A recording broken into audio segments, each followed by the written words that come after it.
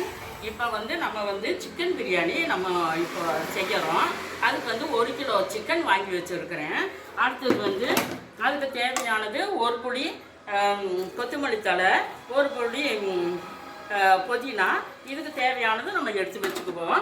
அடுத்தது இதில் milk mist தயிர் 1/4 லிட்டர் வாங்கி வச்சுருக்கிறேன். அடுத்தது வெங்காயம் 1/2 கிலோ வெங்காயம் எடுத்து வச்சுருக்கிறேன். இந்த மாதிரி பச்சை பட்டாணி ஒரு புடி பச்சை பட்டாணி வச்சுருக்கிறேன்.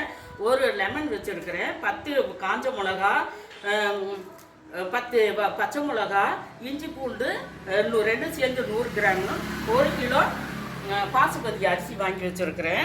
இது எல்லாம் சேர்த்து நம்ம பிரியாணி மட்டன் பாத்திரம் நல்லா காஞ்சிருச்சு. இப்போ 1 ஸ்பூனு நெய் ஊற்றிக்கலாம். அதோட சேர்த்து நான் ரீஃபண்ட் ஆயில் வாங்கி வச்சுக்கிறேன். அதையும் சேர்த்து ஒரு 4 ஸ்பூனு எண்ணெய் ஊற்றுறேன். தழை, புதினா இது எல்லாம் நம்ம இதோட எண்ணெயில் சேர்த்து நம்ம வறுத்துக்கலாம். பிறகு 10 பச்சை மிளகா வச்சுருக்கிறேன். இதோட சேர்த்து நம்ம பச்சை மிளகா வச்சுக்கிறேன். 1/2 கிலோ வெங்காயம் வச்சுருக்கிறேன். அதையும் சேர்த்து இதோட சிக்கன் போட்டுடலாம். போட்டு சிக்கன் போடணும். இதுக்கு 1 ஸ்பூன் உப்பு போட்டுருவோம். இதுக்கு கொஞ்சம் உப்பு போட்டுடலாம். இது தயிர் 1/4 லிட்டர் வாங்கி வச்சுருக்கிறேன். அதையே சேர்த்து நம்ம ஊற்றிடலாம். 16 டம்ளர் ஊற்றணும். நான் 15 டம்ளர் தண்ணி ஊற்றிருக்கிறேன். இனி மூடியை போட்டுக்கலாம். மூடியை போட்டு நல்லா வேகட்டும். முக்கால் பதம் வெந்துருச்சு. இதுக்கு நம்ம எலுமிச்சம்பழம் ஊற்றிக்கலாம். 1 எலுமிச்சம்பழம் வாங்கி நான் வெட்டி நல்லா புழிஞ்சு விட்டுக்கலாம்.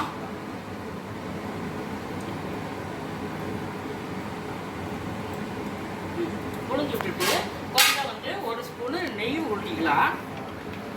1 ஸ்பூனு நெய். அப்புறம் பிறகு ஒரு தொலாவிட்டு நம்ம தம் போட்டுக்குவோம். தம் போட்டுட்டோம்னா நல்லா சூப்பராக இருக்கும்.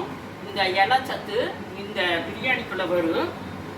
இப்படி தம்பி கருவாய் கொடுங்க. தம்பிக்கு